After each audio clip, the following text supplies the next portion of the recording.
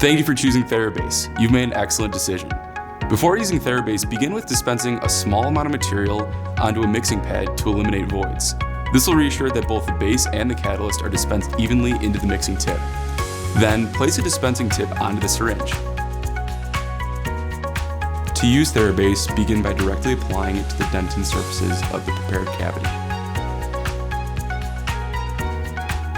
Light cure the applied material for 20 seconds or allow it to self-cure.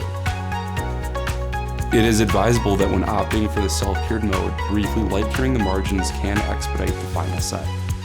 Following this, proceed with a bonding procedure following manufacturer's instructions. We recommend all-bond universal. Finally, complete the restoration by applying composite material in accordance with manufacturer's guidelines. Here's a pro tip to keep in mind. TheraBase's mixing tip has a guiding notch to assist with the proper placement of the tip onto the syringe. Remember to review the instructions for use for more information. Should you have any questions, give this call at 1-800-247-3368.